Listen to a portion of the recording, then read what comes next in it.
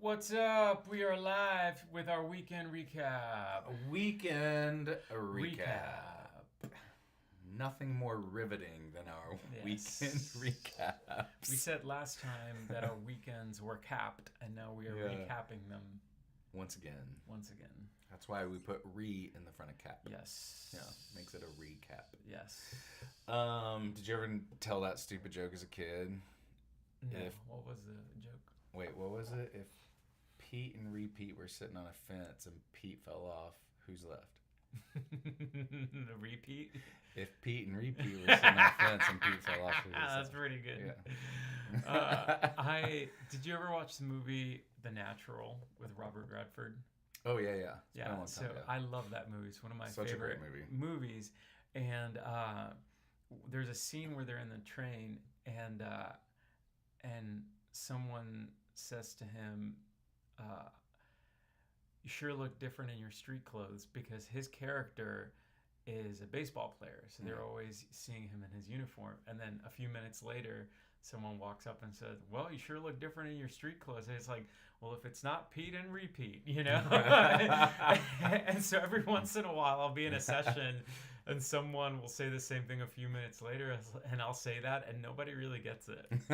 Nobody really gets it, but it's true. It's really true. Funny. Well, it was a weekend, Carlos. Quite a weekend, actually. Sure was. I stayed pretty low key overall. Did stuff around the house. Same. Cut the grass for the first time at the new place. Oh, nice. I repotted some plants. That's not nice. Like me to normally do that. Yeah, pretty low key. Grilled and. I was thinking about your new grill yesterday. You guys, I got this new grill. It is so sexy. It is a sexy. It's like I decided to get an Aston Martin for a grill. That's a very good description of what it is. Right? Yeah. And so it's electric. That's first and foremost. We're black on that camera. I don't know if that matters. We shouldn't be. Well, can you hear us? We are having technical issues today, guys. What is happening? It looks like we froze overall on here too. Oh my goodness! No. You can still hear us. Hang tight. We're trying to fix the visuals. If you can't, then I'm sorry, but I don't know what's going on. There's some. The battery was fine when I checked. What? The camera's still going here. It's paused on the live. It's like a spinning again. Okay. Well, as if maybe we're having internet issues. I don't know, because turn my internet off. This thing is off, so I don't.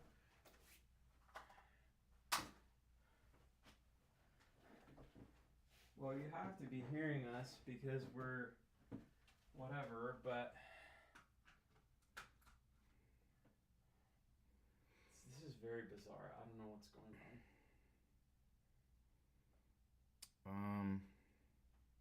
Yeah, I'm not sure. My phone's not giving me any indication of what's happening either. It's just frozen on this one screen. That's very weird. Well, we're good with that now. And close out and try to go back to the live. Hold on. Are we? Yeah. Are we live now? Are we back? Everyone's going to be like, these guys, they cannot get it together. We promise you, it is not us. It is something technical. Hello? We don't even have audio. Why don't we have audio? Hello. These are on. They're not muted. Something's going on with the internet or something today. I don't really know what's going on. I mean, I just went... Okay, I think we're...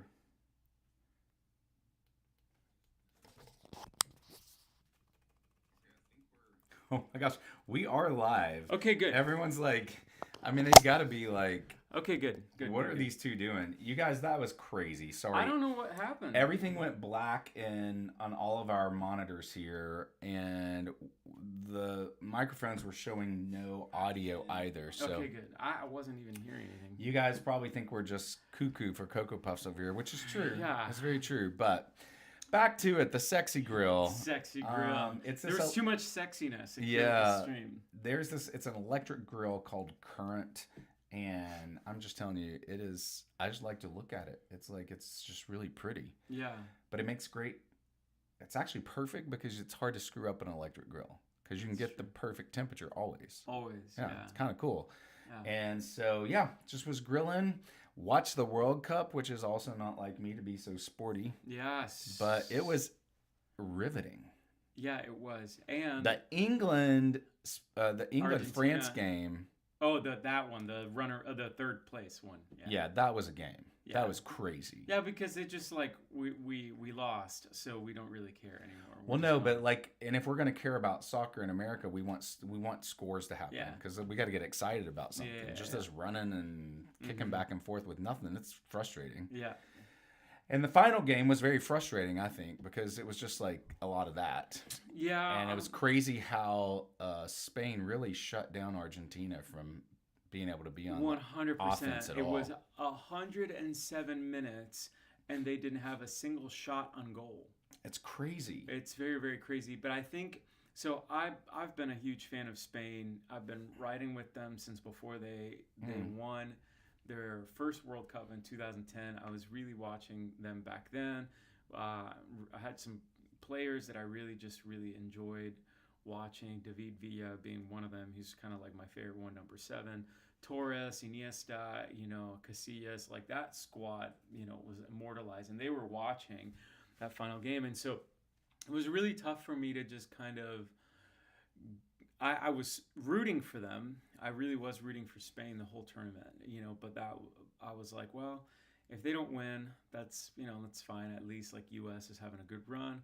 Argentina might make history again, and they went from being the darlings of like the world to everyone hating them, So I don't know if you know the whole, they had introduced like VAR, the whole video after replay. And so they started calling them VARgentina. Because they were like, you can't win without the help of the refs and all that stuff. And so, unfortunately, I do think that, like, for example, Enzo Fernandez, like, he just kind of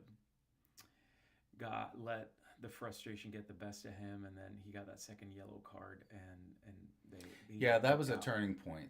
They probably could have. It was really bad though, because you saw the dude flip. Oh the Spanish player literally he flipped. Like flipped in midair because he had momentum. But you got to wonder if he had stayed in, would they maybe have won the game? You don't know. Or forced to just like it would have. I mean, because Spain scored in extra time, and so like, but they just would have had better, defense. There would have been one more guy. Totally. The keeper for Argentina had a legendary game. Yeah.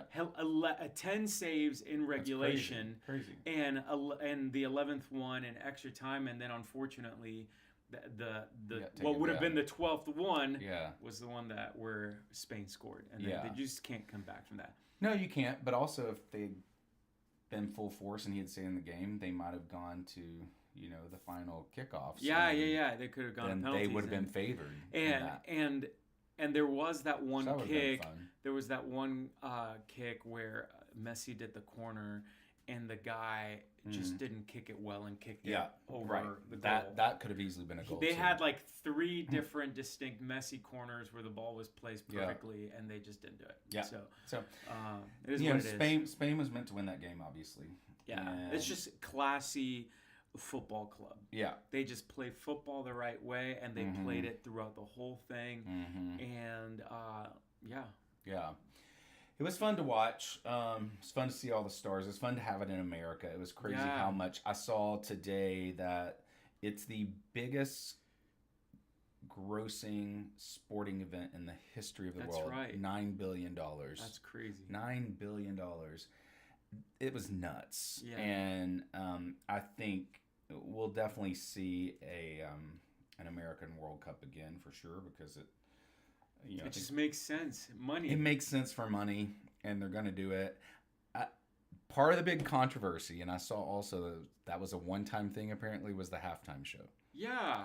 And people were hating on it. I'm not real sure. I thought it was fantastic. I think what's really funny is that from what I saw on social media, my small little circle, Americans loved it, and then foreigners hated it. So weird. Which is really funny, because usually when we have our football halftime show, Americans hate it and foreigners love it.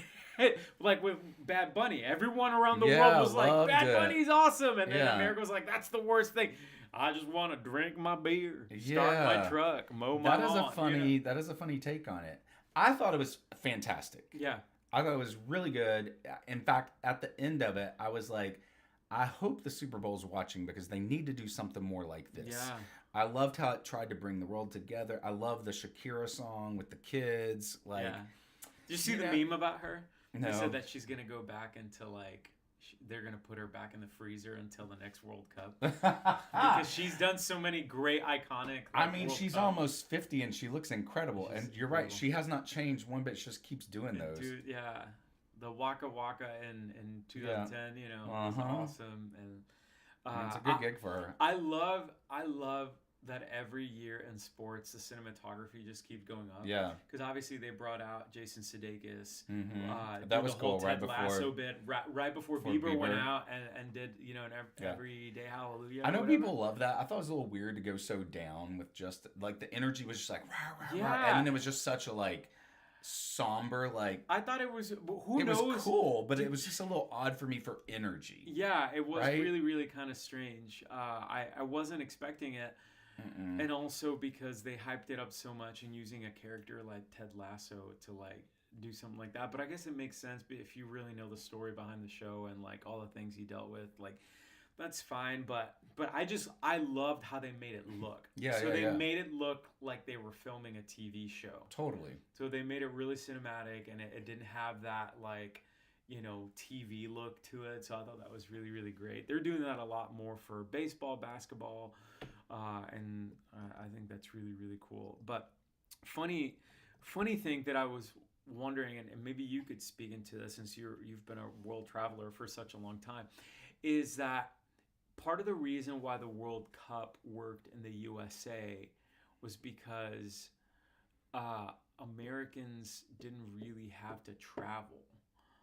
And I would say that the vast majority of Americans, because the U.S. is so large, have not traveled outside of the U.S. Except they've done things here and there. But, if you're in Europe, you could visit 4 or 5 different countries in a weekend. Yeah, for sure. And just take the train and do that. Mm-hmm. And also financially, because, you don't have to buy a car, so car debt isn't a real thing. Student loans aren't really necessarily a thing because of education. So these people... you can save money to make trips like these. So you had all of these swaths of foreigners come to the U.S. here, and then the U.S. could engage really, really well because it was on their turf. It's on our turf, right? But if it was 4 years ago when it was in Qatar, you couldn't really do it. And it's how many Americans can fly to Qatar? Well, stay and engage in the World Cup. So it made it easier for Americans to engage in the World Cup way more than ever before. And when I don't really know if it's going to be the same for the next one. Where's the next one? I don't know where it is. Well, I don't know. Have they decided? I don't know. Because I saw... Usually they do, right? I saw Trump do an interview the day of the final game, and he was saying that he's twisting the head of FIFA's arm to have it again, wow, following up so he can be part of one more. Okay, so 2030 is the next one. Yeah.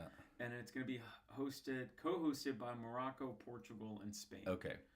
So they have announced that. So it's not I guess they're moving back to this like 3 different countries doing the thing. Huh.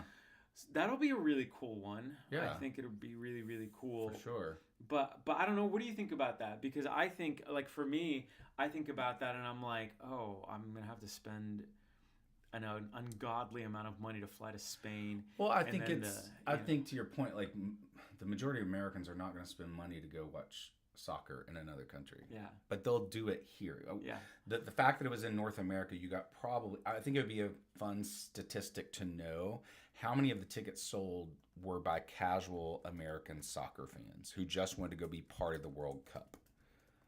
You know, like that's got to be a high percentage of those ticket sales. Let's see, I'm looking it up. They haven't released. Yeah, I'd say they probably haven't released that. But it makes sense that would be it. You know, and it was spread across the country. So when you got games in Houston and Miami and Jersey, and like you're gonna bring in some of the more casual fans who are just like, I'm gonna go to this event because it's here. You know, it's the World Cup. I'm gonna go. And then you have your diehards who are traveling from wherever to watch their team play or just be at anything they can be at. Yeah. You know, it definitely was a highlight for Americans to have it here and on a bigger scale than ever before. Like, I've always paid attention. I've never really watched like I did this time. And I don't remember ever being such an emphasis on, and America did so well this year, you know? And so I think it was a perfect storm. You also had around the 250th birthday of America. Mm-hmm. You have a president who was really pushing it and courting the FIFA the whole time. Like, I think that whole synergy made the marketing so much better and easier. And I think the whole country got behind it because of it. And then when you had those cool little things happen, like the Norway row and different, little Cinderella moments and special and unique stories that came out of it. America really got behind that. Yeah. Because we get behind that kind of stuff, And so, there's no doubt that having it here and the halftime show, I saw in this article, they did that just for America and for Trump because he wanted it. And he said Americans would love it. I think that's how I read it. And because even then I texted my buddy Corey. He's like, have they ever done this before? I don't remember a halftime show. He's like, no, I think it's the first time. No, usually they just do the closing ceremony. Yeah, and that's that. Yeah, so we'll see. They may decide to do that because it was such a big thing. Yeah, I mean, the reality is that the emergence and cross bleeding of entertainment now from film, TV, music, sports, food, all of it. Mm-hmm. It's hard to exclude any of it at this point. Mm-hmm. If on a major scale like that, it's kind of like, I don't know. We'll see. I thought it was super cool, but some people hated it. Yeah, well, but, whatever. Some people are silly. That's the way it works around here. Yeah. But it was a great World Cup. I'm sure you all loved it. Yeah. Some more music news this week, though. I know you're a fan of this. Apple Music raises their prices. Here we go again, you guys. I am at the point, I've talked to you about this. I do not mind a subscription. I don't, If it's something that I can cancel when I don't feel like I need it anymore, right? So, there's probably a time I could be like, I don't need Apple Music more, or it gets too high, I'm going to stop it. I really hate subscriptions when it's like two things. One, when it's the cloud. Mm-hmm. I'm putting stuff on there all the time, and it's like we've talked. There's a way around that, but like people are getting locked into subscriptions for the rest of their lives, and companies are just making huge profits now. I had an air conditioning problem as we were talking about. One of the options was to get a new unit, a subscription for 10 years. But it made the price of the unit increase $16,000 over 10 years. But how many people have to do that because they can only afford the $300 a month? They can't afford the $20,000 to replace it right away. Like it's wrong on so many levels. A lot of it's greed. It's I don't know. Well, but Apple, they're saying it's because of the rising licensing costs, memory costs, all that. Well, and then that also goes back to labels. Yep. Because the labels, it goes to the data center. All this stuff is like secular. All of a sudden, the... Secular? Is that right? I don't know. Let's make it up. I'll put it on a t-shirt and sell it. Cyclical. To cover our rising costs. Yeah, like where's our rising cost fee? Seriously. Come on. It really frustrates me because, for example, yesterday I got a text message saying that I had lost my T-Mobile HD pass, and I was like, okay. So I knew that was from a promo that they did back in the day called OnePlus promo, and it was like, this is how much it costs, this is and so you get HD video, blah blah blah blah blah. And so then I go look at my plan on the app, and it's not called that anymore. So they migrated all legacy customers to a new plan. And so then I'm like, so what does it cover? I was like, oh, I guess I can still toggle on, like, now I can toggle on a 4K video thing. They had already raised my price from I think 70 to 75 bucks a month. It's whatever.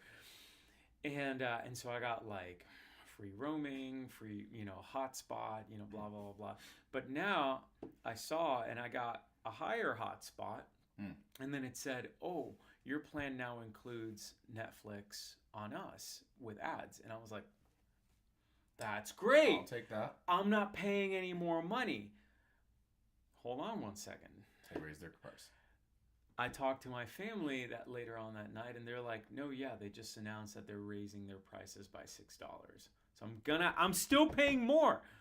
So I could have I'm still literally just paying for Netflix, except, it's being subsidized through T-Mobile, and I need a phone, and I have not raised or changed my phone plan in over 10 years. And so you're literally forcing me to do that, either that or drop my plan to get less coverage, because it's going to be a gap from that one to the cheaper one in a way that's not going to benefit me. I think this is the root issue that bothers me about all this stuff. I get it. Prices have to go up at times. I get that. That's life. The root of all this is that there is no longer any benefit or honor for loyalty for the consumer. No. That's like we were talking last week on the Delta Airlines stuff and just business class. It's the same thing. You get people in there to trust your brand, love your brand, be a fan of your brand, tell other people. I've talked about Delta so much and T-Mobile. I love T-Mobile. But when there's no return in the loyalty to the consumer, that's when I start to get really ticked off and irritated. And at some point you got to be like, is it time for me to jump ship and try something else? I just realized this. My parents have been with T-Mobile, and then I by proxy since I was in high school. Yeah, it's crazy. So I that is at this point. When did I get my cell phone? I got my cell phone in high school. That is 22 years that I've been with T-Mobile. Yeah. And this is how they repay us. That's how you get thanked. Yeah, T-Mobile, listen up. I don't know. Someone told me come back, John Legend. My insurance company now every year does an annual. I'm sure a lot of them do, but for the longest time, as I thought about that, like I was just sticking with the same car insurance because I had it would go up at times, go down, whatever.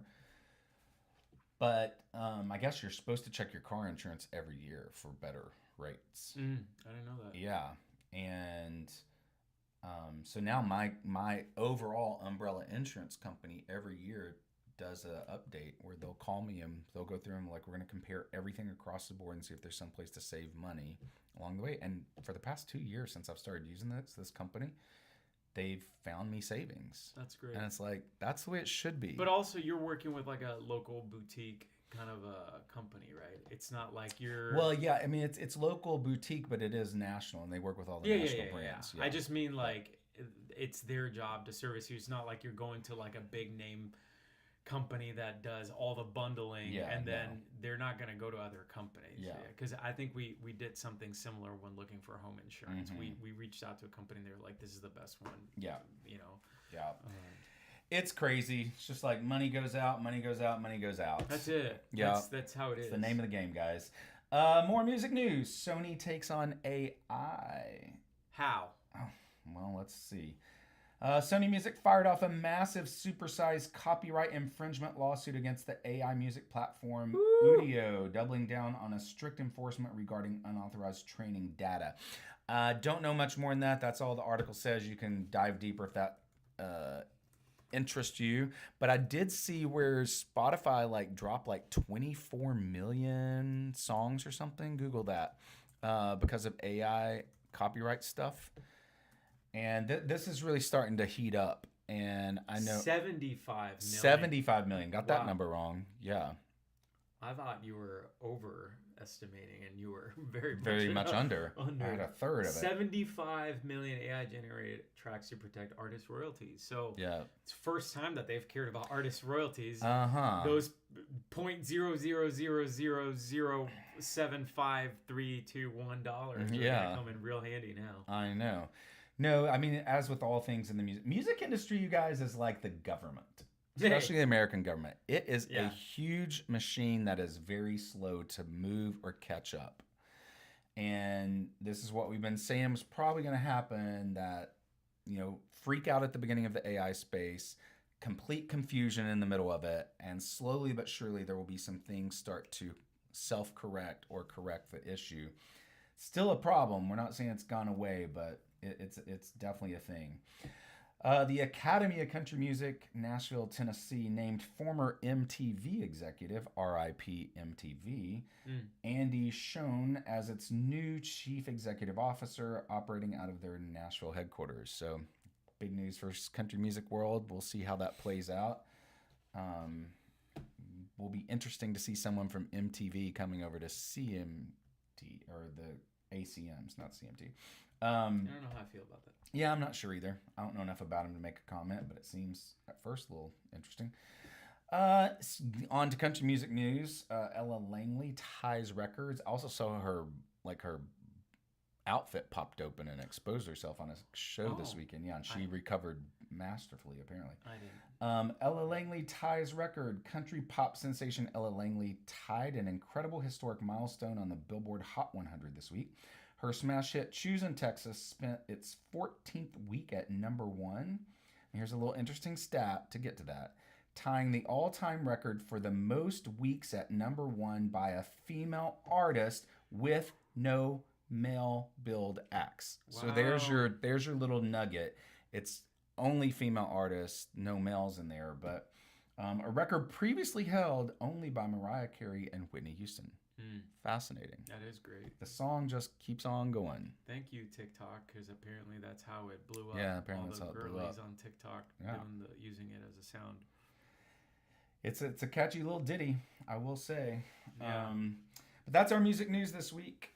Nothing else too earth-shattering out there. It's summer. Music's probably a little slower in the summer. Ain't back up in the fall. Take a big break for the holidays. Take a big break from this heat. And a break from the heat. I'm over it. Other big music news. I went in the studio yesterday to do 2 more tracks. So we got a Christmas tune coming this year. Fall single as well. That will not be on the record. That's dropping August 14th. We are 3 weeks out. Wow. Whoa. I don't even know what's happening. I don't even know what's happening, people, but it's coming. 3 weeks. You are going to hear more and more as we ramp up to the big release. Music news, life news. The biggest news is we love having you join us on these weekly recaps and weekend recaps. Yeah. And join us on that. It's not weekend recaps. Yeah. Thank you for joining us in our weekend recap. We would be canceled real quickly. But yeah, thanks for tuning in. As always, you guys, leave us some comments, share the love with other people. Join us on that podcast on Fridays as well with the Vocal Lab podcast. And until next time, this is the Vocal Lab Collective.